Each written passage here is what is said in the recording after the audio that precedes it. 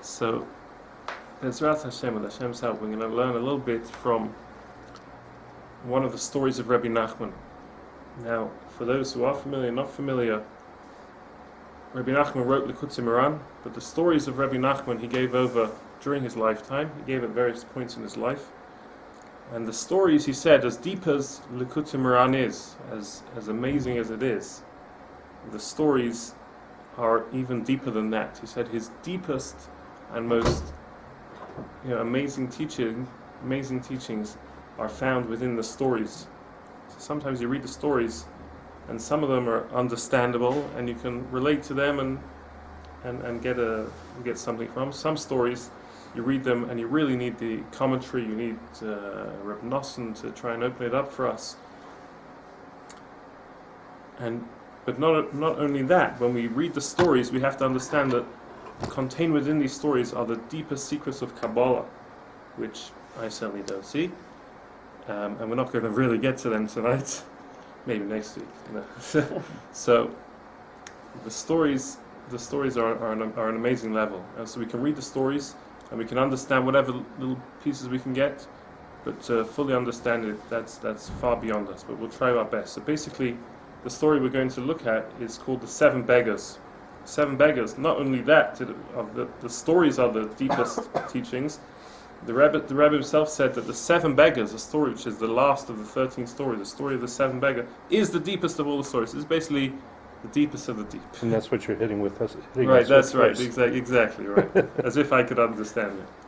So the only reason I have any ability to say one word on it is because of Likutei Halachos. So Rebbe Nachman has a piece in Tefillin, Hilchos Tefillin in Likutei Halachos, where he goes into one small piece of this story and ties it into Tefillin and amazing things about life. It's a very long piece in Likutei Halachos, about 50 pages. We won't cover it all. Again, we're just going to touch on the story, we're going to touch on the Likutei Halachos. The story of the 7 beggars, as the name suggests, involves there were 7 beggars who came to an event, which we'll read about quickly. And when we say beggars, these beggars are the highest tzaddikim that were ever in creation. And we'll read a little bit about them, that these are tzaddikim that are beyond description. And basically the whole story describes how amazing these tzaddikim are and what levels they can achieve. And in the story there's 7, but why are they called beggars? So Rebbe Nachman explains they're beggars because how did they become so great? They beg Hashem constantly. They're constantly begging and begging for Hashem. So they're not just poor, but they're asking for Hashem all the time. So we're not going to start from the beginning of the story. We're going to jump in near to the beginning, where it introduces how the beggars came about. And we're going to touch on the first of the 7 beggars. This first of the 7 beggars, he was a blind beggar. Each one had some sort of defect, physical defect, and he was a blind beggar. So the story starts that there was a boy that was basically the whole country ran away. The Jew, I guess, some Jews had to run away from the country, and a boy and a girl who were not related, they got lost and they ended up in a forest together, and they were lost. They had nothing to eat, so they cried out, like they were crying. They had nothing to eat. Eventually, this beggar, the first beggar, shows up, and he gives them bread. They eat the bread. They're very happy.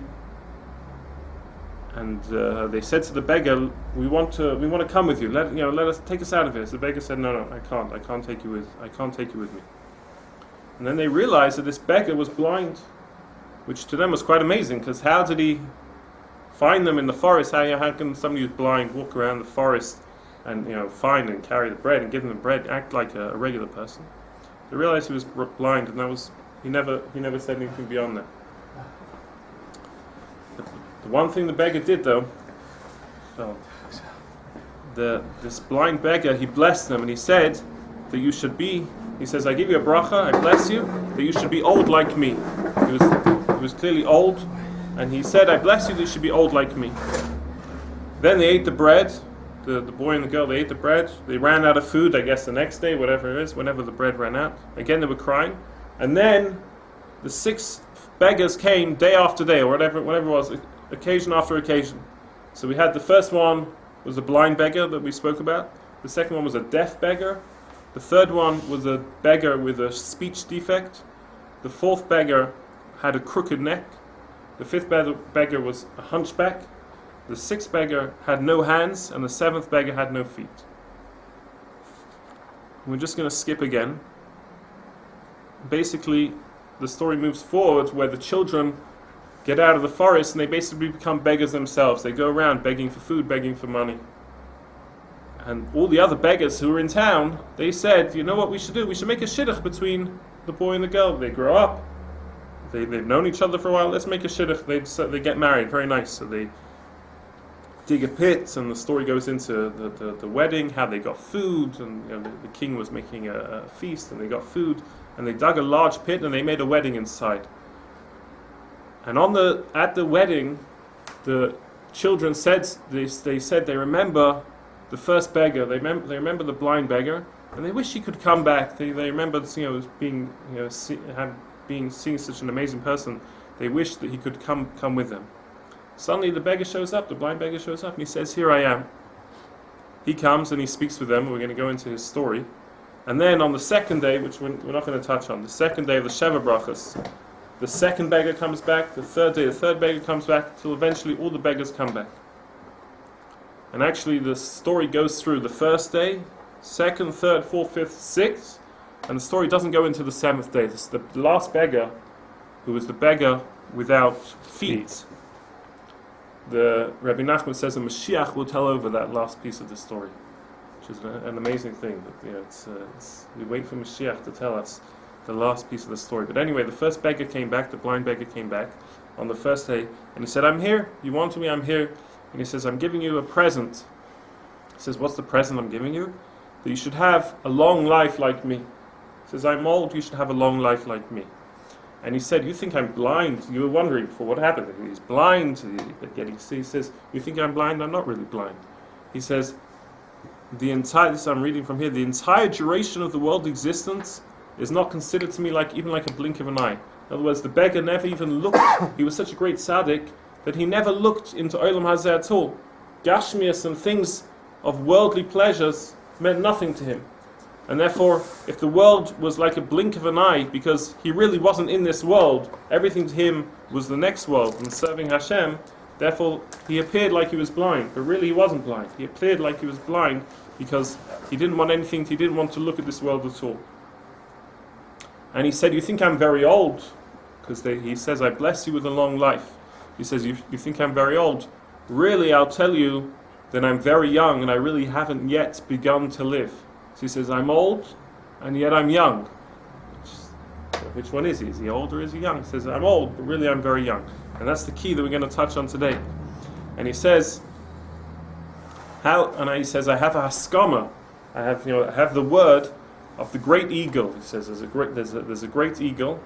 And he says, "There was a story that happened with me, and I have a haskama from him that I'm old, yet I'm very young." What's the story? So he says, once happened that people came, there was a ship, there was a shipwreck, the people ended up somewhere, and they came to a tower. And they came to the tower, and they went up into the tower, and there was food, and there was clothing, and they ate, and they sat and they ate together. And they decided, these were great people sitting there, they decided each one should tell over what their earliest memory is in life. So if we went around the room here and we asked, "What's your earliest memory?" My memory is very bad. I don't remember anything. What's the earliest memory each of us in the room could remember? 2, 3 years old, maybe if we really go back, 4 years old, more likely 5. So so 8, actually 9 individuals speak up, and they say, "What's the earliest memory?" So the first, they said, we're going to go in order of age.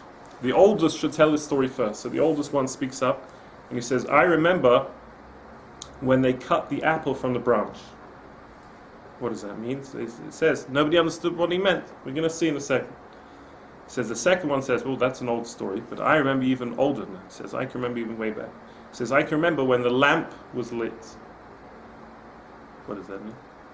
The third one said, "That's old, but I can remember when the fruit began to form." Fourth one says, That's old. You're right, that is old. I can remember when the seed came to plant the fruit. And the fifth one said, I can remember the wise man who planted the seed. And the sixth one says, I can remember the taste of the fruit before it entered the fruit. The seventh one said, I can remember the smell of the fruit before it went to the fruit. And the eighth one said, I can remember the appearance of the fruit before it went into the fruit. And then the blind beggar said, and this is the blind beggar telling over what happened in that tower. The blind beggar says, I remember, I was still an infant. I was actually the youngest of the group. So if you remember, they said, we're going in age. The oldest one spoke first, and now it's down to the blind, who turned out to be the blind beggar. And they said to him, you're the youngest, what do you remember? He says, I remember all of these, and I remember Gornish. I remember nothing. He says, I can remember so far back, I can remember when there was nothing. So, this seems very cryptic. So the great eagle says, I'll explain to you what each of them have said. This was still in the story of the tower. He says, I'm going to take you all out of the tower, and I'm going to explain to you what each of them said. So the first one said, I remember when they cut the apple from the branch. It means he can remember when they cut the umbilical cord. Right after he was born, he could remember all the way back when they cut the umbilical cord, which is mind-blowing. Right? The second one said he can remember when the lamp was burning. It means he remembers being inside his mother's womb, and he can remember that the Gemara says that there's a lamp burning, and learning Torah inside the womb. Not only that, this light is really the light of the Or Shivas Me'Gracious. You can see. He says, I can remember being inside the womb. Oregonos.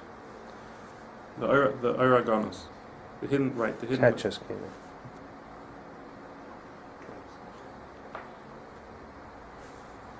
The third one, so he said, what was the one before that? He says he remembers when he became a fetus. He says, I remember when the fruit began to form. He says he remembers even when he was a fetus forming before he was fully formed inside the womb.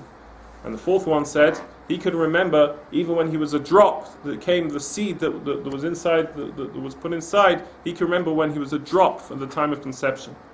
The fifth one said he could remember even when the seed was still inside the father's head, because it comes from the das, the seed of the father comes from the das.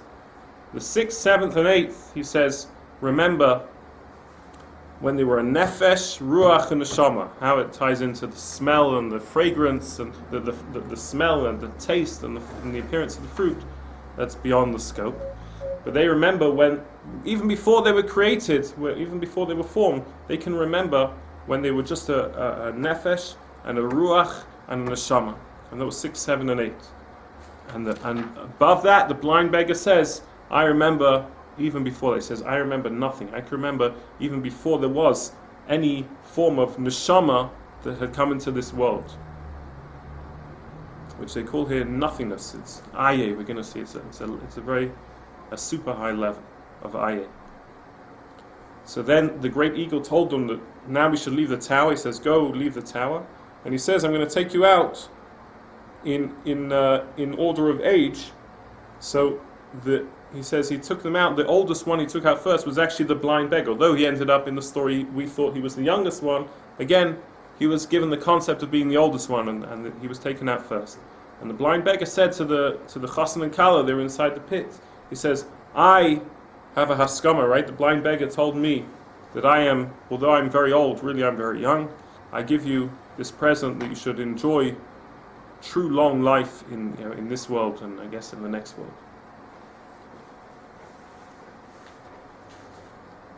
And as we said, the story carries on, which we're not going to touch. The story then carries on to the rest of the beggars, except for the last beggar. Now, Rebbe Nachman, that's as far as we're going to take the story in Rebbe Nachman's stories. Rebbe Nachman, the Likutei Halachos, goes for 50 pages on just the blind beggar himself, just the blind beggar.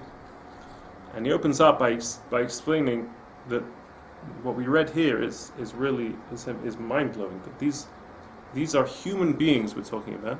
These are tzaddikim who are born to mother and father, human beings, and yet they've reached levels here where the smallest of them, right? There were 9 in this story because there was 8 tzaddikim in the tower who spoke over what they could remember, and then there was the blind beggar who was above them. There was 9 in the story. The lowest one could remember when his umbilical cord was cut, which you find me somebody today who could remember that, even of generations. He says, Rebbe Nachman says, maybe there's one in a generation, one in several generations, who could remember so far back. And to then move on, that the second one could remember when he was a fetus inside his mother's womb, which we said is using this hidden light, the Or Agonos, the Or Shivas Yemei Bereshis, to see from one end of the world to the other. And such a tzaddik could remember such an event. He says that's truly awesome. We can't relate to such a memory. And those were the lowest 2. And we moved on to the 3rd and the 4th, and then those who could remember when they were just a nefesh, a ruach, and a neshama. How much more so this blind beggar who says, I can remember nothing. In other words, I can remember when there was nothing. He says, I remember everything that you said, and I can remember further back. Rebbe Nachman says this, we're dealing with a tzaddik who goes beyond all proportions. And he says that Rebbe Nachman himself knew of these levels. He says here in Likutei Halachos, he says that Rebbe Nachman knew of these levels, and he doesn't say in Likutei Halachos, but it's understood that if Rebbe Nachman was able to discuss his levels, he was able to reach these levels. And Rebbe Nachman said, if I came to the world just to tell over this one story, Rebbe Nachman said a lot. He says, if I came just to say this one story, it would have been enough for me to be in this world. So basically, Rebbe Nachman paints the picture of how mind-blowing it is to be able to hear of such great tzaddikim. And we think of tzaddikim as people who serve Hashem and they reach levels, and they might even have Ruach HaKodesh.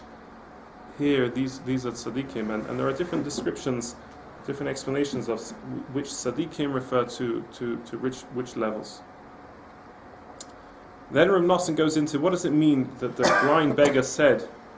And if anybody wants to jump in at any point and argue or ask a question, please go ahead. Rebbe Nachman says, what does it mean when the blind beggar says, I'm old, yet really I haven't begun to live. I'm really very young. So he says, this is the key. And this is the key to Yiddishkeit, this is the key to being a tzaddik. He says, as old as a person is, he always has to be young. Rebbe Nachman said it's not good to be an old tzaddik or an old chassid, meaning that we always have to be fresh, we always have to be young. And this applies all the more so to the great tzaddikim. One would think a great tzaddik, he hit the level, I got a card, right, the platinum club or something. You hit the level, that's it. Now you're coasting. Now you're a tzaddik. You're ready to coast. That's not how the great tzaddikim work. The great tzaddikim are always, constantly striving for more and more on higher levels. And Rebbe Nachman says that he saw this with Rebbe Nachman. It's actually rare in the Likutei Halachos where Rebbe Nachman speaks about the Rebbe's avodah himself. It's rare that he speaks about what the Rebbe teaches. Rarely does he speak about what the Rebbe did. So here he says that sometimes he would be with Rebbe Nachman, and Rebbe Nachman would give over a piece, a teaching, a very high piece, a very high teaching. And you would have thought that straight after Rebbe Nachman would be on a high, he was clearly on a very high level, and he would be content with such a level. Straight away, Rebbe Nachman brings this. He says straight away, the Rebbe would say, Rebbe Nachman would say, how does one become a Yid? In other words, he took everything that he knew before and almost like threw it away and says, I'm starting again. Now it's ground zero. In other words, he reached this level. I'm looking for levels beyond this.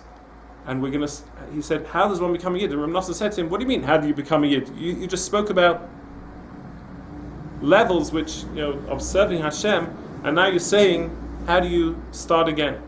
And he says that was the key to Rebbe Nachman's avodah, and that was the key to all the great tzaddikim. They're old, but they're very young. They're always striving for more and more. And Rebbe Nachman says that striving for levels that they themselves don't even realize exist. They hit a high level, and they say, well, Hashem is infinite, so we can keep going and going. And they're going to try, and they're going to put in effort, and they're going to serve Hashem, and they're going to try to get to crack levels which even they don't know existed. And that's what Rebbe Nachman will constantly do. That's what Rebbe Nachman brings. This is the concept of the blind beggar. He was old, but he was always wanted to be young. Rebbe Nachman says, though, that it also applies on the other end of the spectrum. That everybody, it's not just the great tzaddikim who have to be constant. We also have to be young. Whatever it is, our avodah today shouldn't really be basically because I did it yesterday. I went to shul, I davened yesterday, so I'm going to daven again today. And it's basically going to be the same davening yesterday. And it's going to repeat. That's not what Hashem wants from us. Hashem wants that we should put new energy into. And I'm just taking davening as an example. Every mitzvah we do has the same concept. Everything we should do, we do should be with fresh energy. And this is actually very beneficial to us, because it means that, let's say, chas v'shalom, a person has done averos, so he feels like down with himself. So on the same way that the great tzaddikim can say, okay, that's what I achieved, now I'm going to move on.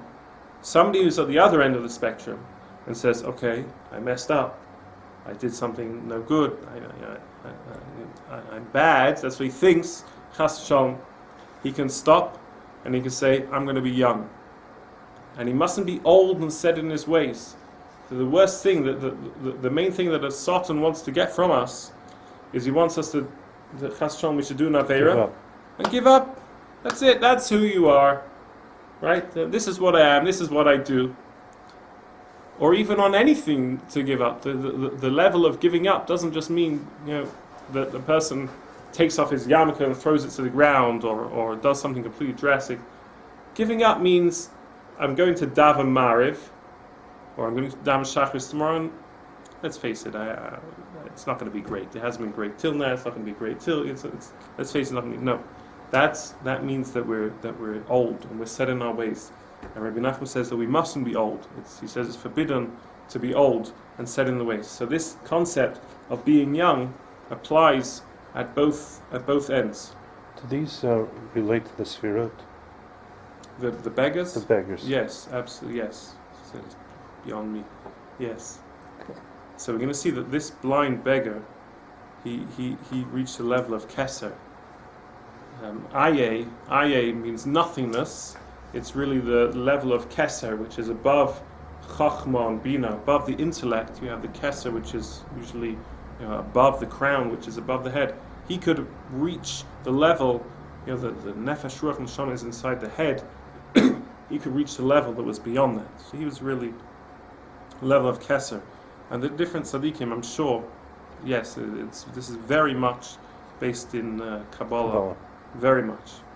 And I told you that's something else next week. So why is it that my avodah has to be fresh? Who says maybe the way I davened yesterday, the way I put on Tefillin yesterday, is the way I'm going to do it tomorrow, and it's going to be it's the way I've done it since I was age 13, and it's going to be just carry on that way. So Rebbe Nachman says it can't be that way, because we know that Hashem creates the world new every day. The world is an entirely new creation. Therefore, to say whatever I did yesterday is good enough for today, and I don't really have to put a new life, a new vigor into my serving Hashem. That's what Hashem wants me to do. Daven, don't worry about it. No. Hashem creates the world afresh every day. Therefore, we have to start again. But not only that, it says, we say in davening, we say, Uvutuvoi mechadesh b'chol yom tomin maseh rishis. Hashem in His kindness recreates the world afresh, new every day. What's the kindness? What do I care? So, right, the Arizal says that the whole world is created every day. That the sun, Hashem doesn't do any actions the same actions twice. What difference does it make? It should be the same thing every day. So he says, no, it's betuvah. It's Hashem's kindness, because if a person messed up yesterday, today's a new day. Today is a complete new creation. Not only if I mess up, even if I didn't have great kavanah, or I didn't serve Hashem in the way I wanted to yesterday, Hashem's kindness has recreated the world today, and therefore I should renew myself and renew my avodah to serve Hashem. And the Satan in Likutei Moharan, Rebbe Nachman brings that the Satan is called, I think it's a pasuk from Keheles perhaps, or Mishnah, I'm not sure. He says the Satan is called the Melech Zokein Uksil. This is what the Yetzer Hara and the Satan, evil, is called the Melech Zokein Uksil. A Melech who's old and foolish.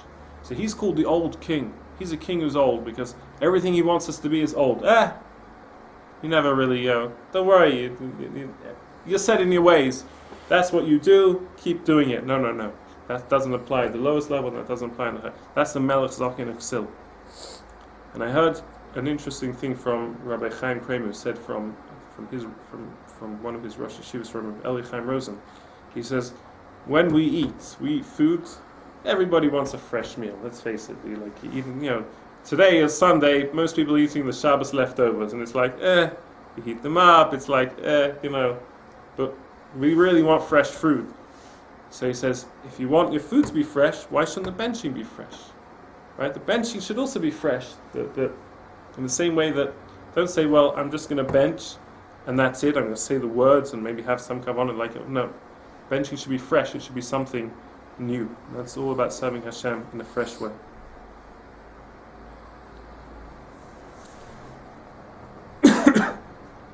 So Rebbe Nachman goes into explaining how this ties into the mitzvah of Tefillin. And the whole piece in the Likutei Halachos, it's in Hilchos Tefillin. And he goes into many connections, and we're just going to touch on some pieces. Tefillin, Rebbe Nachman says about Tefillin, Ulezikaron beinei necha. Tefillin should be for a remembrance, for you to remember between your eyes. Now here we're touching on both aspects of the blind beggar. The blind beggar had both of these things. Zikaron, he had this tremendous memory. He could remember back to when there was nothing. And Einecha, we know he perfected his eyes. He wasn't really blind in the story. He said, you think I'm blind? I'm not really blind. Just my eyes were so perfected that he wouldn't look at this world at all. So Lizikaron bein Einecha, which is the reference to which is in the parsha of Tefillin, is really referring to the level of the blind beggar. This level whereby, and what's the connection between the eyes and memory? So Rebbe Nachman says that the memory means, as the blind beggar said, memory means I can remember all the way back, but he can remember, basically he only remembers Olam Haba. He doesn't look at this world at all. We said in his eyes, he wouldn't look at this world. That's why his eyes were perfected. But that also means he has a super duper memory, because what's he remembering? He's remembering the Tachlis. The Tachlis is Olam Haba, the world to come. The Tachlis is serving Hashem. So there's a very strong connection between the eyes and the memory. Therefore the pasuk of Tefillin says, "Well, there's a Zikaron beinei necha." And Rebbe Nachman says in the Tefillin, between the Tefillin shel Yad and the Tefillin shel Rosh, you have 8 parashas, 4 in the hand Tefillin and 4 in the Tefillin of the head. Same parashas twice, which is 8 parashas. And he says those 8 parashas represent the 8 different tzaddikim that we had in the story, where each one could remember further back, starting from the one who could remember when the umbilical cord was cut, going all the way to the last of the 8 who could remember, the 6, 7, 8 could remember being a nefesh, ruach, and neshama. And he says that the tefillin corresponds to these 8 tzaddikim. And what about the blind beggar, who is really the 9th? He was the one who was older and yet younger and could remember even further back. He says that this tzaddik is above a parsha. Really what it means, and I don't know what this means, Rebbe Nachman says that he is above the concept of memory. Whereas the others could remember A, B, C, D, and A, B, C, D were incredibly high, the blind beggar could remember nothing. In other words, really he's above the concept of memory.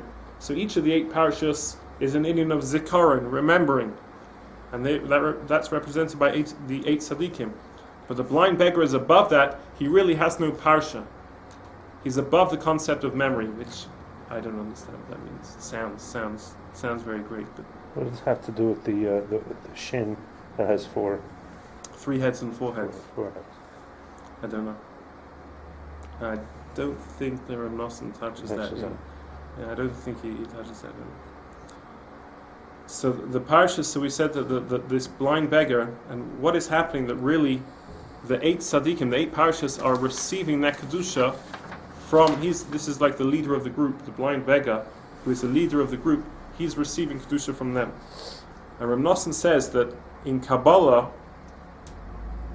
the kedusha of Tefillin, in Kabbalah they talk about different aspects of Hashem's name, different aspects of Hashem with Hashem's names. He says Tefillin, and this I think is bringing from the Zohar of the Rizal.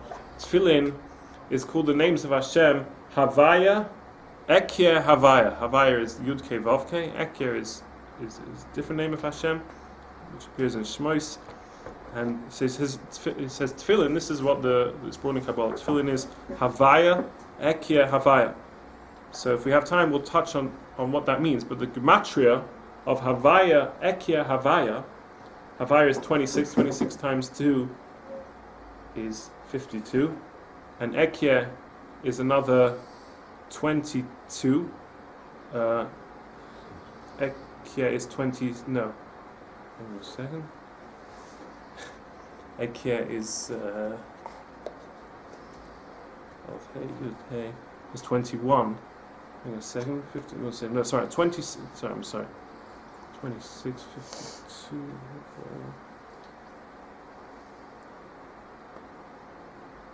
It is 21.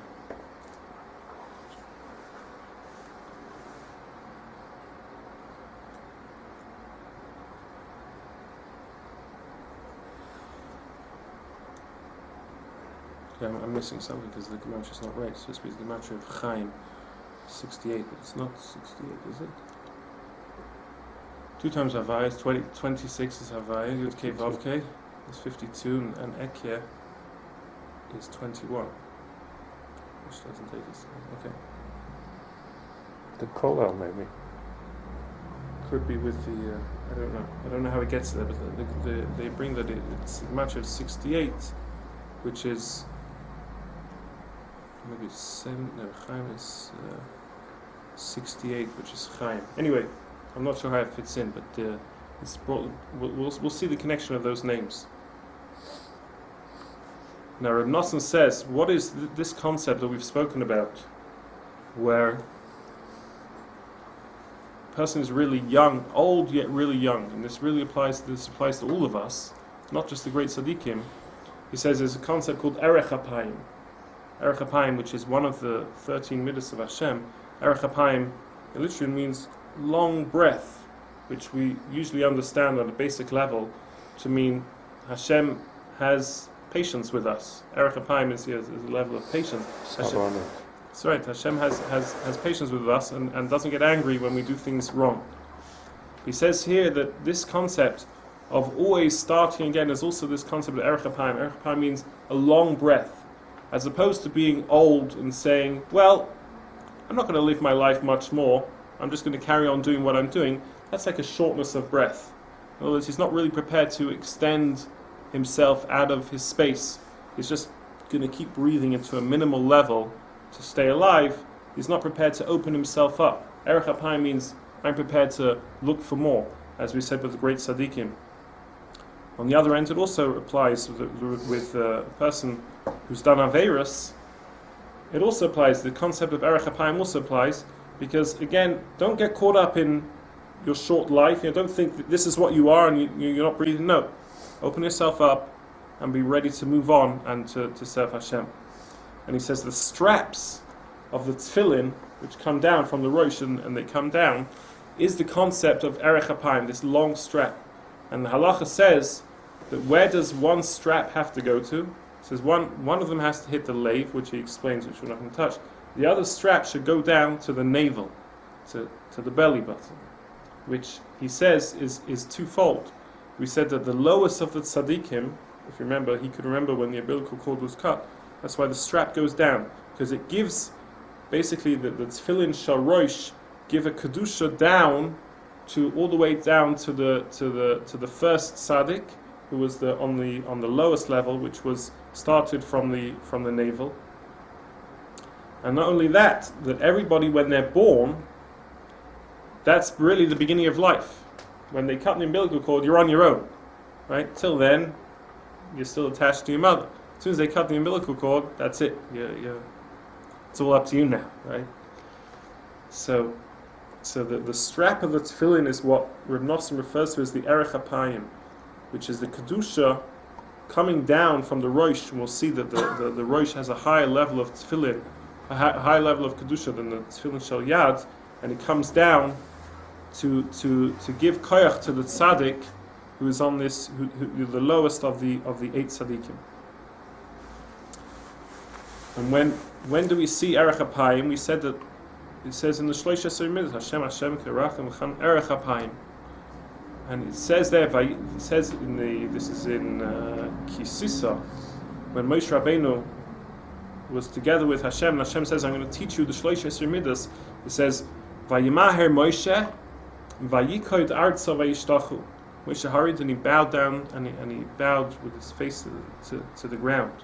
And it says, "Ma ra," what did Moshe Rabbeinu see at that time? And it says Moshe Rabbeinu saw erech hapayim. He saw erech hapayim because erech hapayim is the key to the Shlosh Esrei Midas. All of them are very nice. Erech hapayim is the most important, which we said on a basic level makes sense, because if you've done something wrong, the first thing you want your boss to do, as it were, the first thing you want Hashem to do is to have patience. Don't wipe me out, and then let's try and build from there. So Moshe Rabbeinu saw erech hapayim. At that time, Hashem said to Moshe Rabbeinu says, "I want to see your covered." So Hashem says to Moshe Rabbeinu, "You can't see my face. You can't see my face." He says, "V'risa sachayrei ufonai lo yiro. V'risa sachayrei ufonai lo yiro. You're going to see my back. You can't see my face." What did Moshe Rabbeinu see? He says, and I think Rashi brings, he saw the tefillin of Hashem. The tefillin. You see that the back of the tefillin. You see that the concept of erech hapayim, when Moshe Rabbeinu bowed down and he wanted to see Hashem, he saw Hashem wearing tefillin, which is this concept of Hashem giving us the opportunity to start again, and we should to take that opportunity. And Rebbe Nachman says that where do even these 8 tzaddikim in the story, who are the 8 tzaddikim in the Parshas Tefillin, where do they get their kedusha from? They get their kedusha from this super tzaddik, the blind beggar, who is above memory, and they get it from such a tzaddik. And we said that we also, who are on a lower level, and sometimes we need to dig ourselves out of the dirt, and sometimes we have to say, "No, I'm not going to stay down, I'm going to move on." We also get our koyach from such great tzaddikim who are on this level. And Rebbe Nachman says why. So in the Likutei Moharan, Rebbe Nachman says the more sick a person is, the greater the doctor he needs. Right? If a person is very, very sick, Rahman al-San, he doesn't just go to his local doctor, down in the Markaz, and say, no, they're going to send you to a specialist. And sometimes that specialist will say, "You know what? I'm not even a specialist for this. You have to go to Tel Aviv or wherever it is." And suddenly you have to go across the world to the top specialist. And the more sick a person is, he needs the greater tzaddik. Why is that? So Rebbe Nachman explains that, as we said, these great tzaddikim, they move on and on and on. No time in their life are they ever stagnant and say, "That's it. I'm going to stop here, and just coast from here." They're constantly moving on, and they're constantly finding out more and more about Hashem. And they know, Rebbe Nachman says that they know, Ein aliyah la'olam. There's no such thing as, "I've gone up and that's it, I stop. I hit the top." There's no such thing. Hashem is infinite, therefore they keep moving up. And just in the way that these tzaddikim are able to say, Hashem is infinite, and as far up as you go, you can always go more, these tzaddikim can also look down to the lowest of the people and say, as far down as you've gone, I know that you can always come back. They can. The higher they are, the lower down they're able to reach. And the reason is because for a person to come back to Hashem, if a person has sinned and he comes back to Hashem, we said that's kindness, that's chesed, right? That's kindness of Hashem. And the pasuk says, "L'cha Hashem hagdula v'hagvura v'hateres v'nisach v'haid." This is obviously referring to the spheres. L'cha Hashem hagdula. Gdula here is chesed. So then you have L'cha Hashem hagdula, hagvura v'hatzeferes v'nisach v'haid. Those are the 5 spheres in the top 5 in Zeir Anpin. So what is it? What is chesed called? L'cha Hashem hagdula. So the more a person knows the greatness of Hashem, the gedula of Hashem, the greatness of Hashem, like these tzaddikim, they know Hashem's kindness as well. In other words, that gives them the ability to say, you think Hashem doesn't want you? Hashem does want you. And these great tzaddikim are able to reach down and pull somebody up and say, Hashem has kindness for you too. How do I know? Because I know Hashem's greatness. If I know Hashem's greatness, gedula is chesed, and therefore I know that Hashem really wants you as well. Rebbe Nachman says that's why Rebbe Nachman was able to say, Ein yish ba'olam. Rebbe Nachman was famous to say that nobody can ever give up, because he had the ability to reach down and bring people up.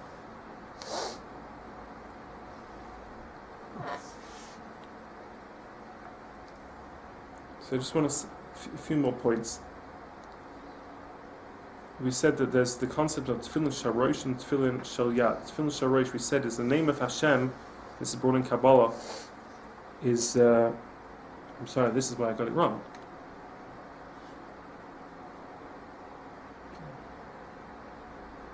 This is why I got it wrong, because it's not Havaya Ekya Havaya. It's I'm sorry. The name of Tefillin is Ekya Havaya Ekya. Ekya Havaya Ekya. Ekya is 21 times 2 is 42 plus 26 is 68. That's Chaim. The Chaim is the gematria. So the Tefillin is Chaim, is to live a real life. Now, what does it mean? Ekya Havaya Ekya. What does that mean? So I really have no idea, but I'm just going to repeat what Rebbe Nachman says. Rebbe Nachman says that Rebbe Nachman brings in the Kutim Ran. Ekya means the name of Hashem. Ekya means, literally translates as I will be. Ekya means, and it's we read as Ekya, but it's really with the name of with a yud. I will be. Ekya means I'm ready to become something. In Torah Vav and the Kutim Ran, Rebbe Nachman says it's a concept of tshuva. I'm not so great now, but I want to become something. That's Ekya. Hineni. Right. I'm ready. Exactly. I'm ready to be. I'm ready to be something. Havaya means I am. So Havaya means Yeshus, that he's ready to be. So here you have the Tefillin Sharosh, Rebbe Nachman says, corresponds to the great tzaddikim. Why? Because we said the names of the Tefillin are Ekya, Havaya, Ekya. Ekya means I'm ready to be. Havaya means I hit it. I hit the level. And straight away they turn into Ekya. Again, I'm starting again. They come back. I'm ready to start again. We said that's the great tzaddikim. They hit the level of whatever it is that they're trying to achieve. And then they say, back to the beginning. How do we start again? How do we go higher? That's the Tefillin Sharosh. Tefillin Sharosh is called the moichin, the moichin, the mind frame of a tzaddik, how he serves Hashem. Again, he's always starting again. Eki havaya eki. Tefillin Shal Yad, which says quickly, is brought in Kabbalah. This is the name of the Rebbe Nachman brings it. Is Ekya Havaya Adni. So we have 3 different names. Ekya. So there he says this refers to general people in Klal Yisrael. The Tefillin Shal Yad is a low level. Ekya means I'm going to be something. Havaya means I hit it. Adni is in the level of Malchus, which means Emunah. That although we're not ready to serve Hashem on the level of the great tzaddikim to constantly move up and up, sometimes we have to fall back to Emunah and say, okay, I've hit a level, I don't necessarily understand how to move forward, and we have to fall back to Emunah. That's what he says. The tefillin, that's the flow of the tefillin. The tzaddikim, the tefillin sharosh is the tzaddik drawing down to all of Klal Yisrael. And I just want to bring 2 further points. Really, these are long points, but I'm going to say them very quickly. He talks about tefillin of Rashi and tefillin of Rabbeinu Tam. And this is really a mind-blowing thing. what is the difference between Rashi's Tefillin and Rabbeinu Tam's Tefillin? So we paskin like Rashi. Everybody has to put on the Tefillin of Rashi, and each one of us hopefully does. Some people also put on Rabbeinu Tam's Tefillin. What's the difference between Rashi and Rabbeinu Tam? It's the order. They had a machlokes. What's the order of the parshias in the Torah that you write in the Tefillin? So when you put the order of the parshias, one of them has the parshias together. The Tefillin she has the parshias, but they have an order. So Rashi's order is like this. He says the order is Kaddish li kol b'char, then V'haya ki v'yacha, which are those are the two which are together in Shalach. No, not B'Shalach. In Boy, Parshas Boy. Those are the two. And then he says Shema and V'hayam Shemaya. That's Rashi. That's how we paskin. Rabbeinu Tam argues. He says that Tefillin that you switch the first two around. Then instead of having Kaddish li and then V'haya ki v'yacha, you have V'haya ki v'yacha, Kaddish li, and then I'm sorry. I made a mistake. He said, I'm sorry. He agrees with the order of the first two. Kaddish li v'haya kivyacha. He argues on the last two. We would expect, like Rashi, Shema v'hayam Shemaya. That's the order, how we understand Shema. Rabbeinu Tam says no. You have v'hayam Shemaya, number 3, Shema, number 4. So what's going on? So Rebbe Nachman says this is also based on Kabbalah, as is everything, that the 4 parshias in Tefillin are connected to the 4 letters in Hashem's name, Yud Kei Vav Kei. So the way Rashi has Tefillin, and I have no idea how each of the parashas relate to the names, I can only tell you that they do, and this is the order. Kaddish Li is Yud, and then Kei Vav Kei. They're in the order. Yud Kei Vav Kei, as you would expect. That's Rashi's Tefillin. Rabbeinu Tam's Tefillin is switched at the end. You have Yud Kei, Kei Vav. Right, that's switch with the Rabbeinu Tam. What's with the order? So Rashi's Tefillin obviously is what we would expect. Yud Kei Vav Kei. What is Yud Kei Vav Kei? Very simply, because that's all you're going to get from me. Yud is the keser, is the highest of the spheres. Kei, the next Hey, is the rest of the intellect, which is let's say Chachma Bina. The third letter, Yud Kei, the Vav is 6, which is a Zeir Anpin, which are the next 6 spheres, which is Chesed, Gevurah, Tiferes, Netzach, Hod, Yesod, and the last Hey is Malchus. So it makes sense. So Yud Kei Vav Kei, Rashi's Tefillin flow in order. Rabbeinu Tam's Tefillin switch around.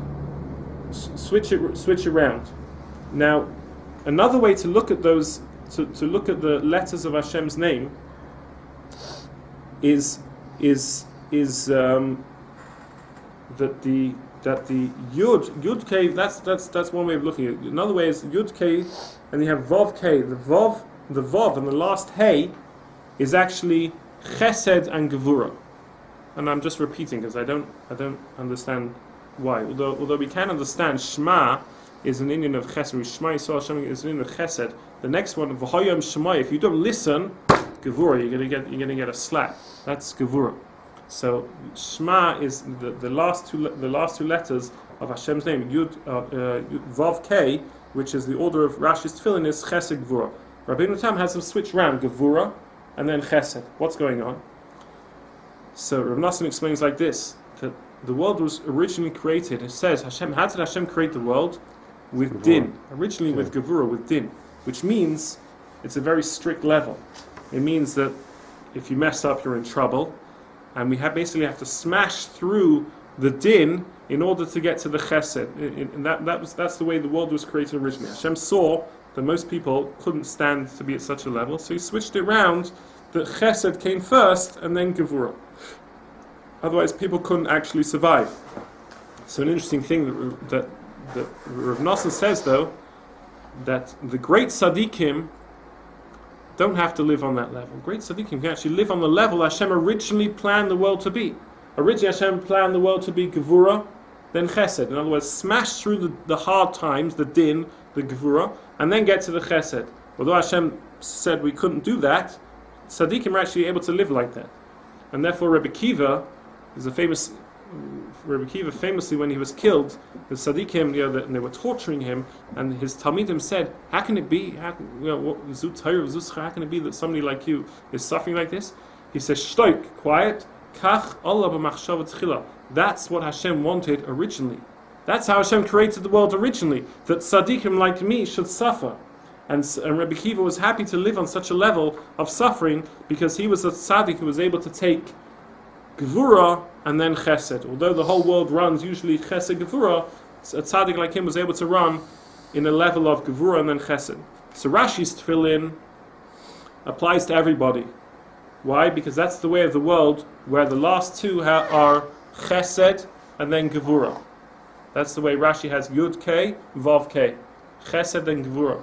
Rabbeinu Tam's Tefillin are actually on the level of these high tzaddikim because he switched around Gevura and then Chesed, which was the way Hashem created the world originally, which most people can't live to, but only even tzaddikim like Rebbe Kiva can live on that level. And they're able to be mamtik the din and then get to the Chesed.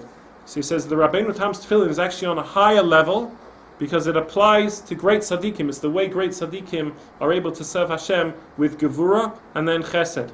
And he says by putting on Rabbeinu Tam's Tefillin, we attach ourselves. We have no idea what we're doing, but by putting on Rabbeinu Tam's Tefillin, by wearing Rabbeinu Tam's Tefillin, he says is a very beneficial thing. Even for those who don't have the custom, it's something, perhaps one day, if a person can, to put on Rabbeinu Tam's Tefillin, because it says we attach to the tzaddikim who live on this level. He says especially today when the Yetzer Hara is so strong, and we said we need to rely on the tzaddikim to push us along, to help us out. He says wearing Rabbeinu Tam's Tefillin attaches us to those great tzaddikim who live on the level of Gevura and then Chesed. I'm just going to finish off very quickly. He also ties it into, and what we've said here is a drop in the ocean as to what Rebbe Nachman really says. You could go for weeks and weeks and weeks talking about this. He says, "Vayu Chai Sarah." This is partially from this week. So he says that Sarah Meino, and there are no women here right now, but they would say, "How do I attach to tefillin? What's tefillin got to do? I don't put on tefillin." So Sarah Meino reached this level because it says, "Vayu Chai Sarah." Mea Shana, Vesem Shana, Vesheva Shanim, Shnei Chai Sarah. It says 4 times life, and it's brought that those 4 times represent correspond to the 4 parashas of Tefillin. And Sarah Meinu, it says, Sarah Meinu reached this level of constantly being young. That's what Rashi says.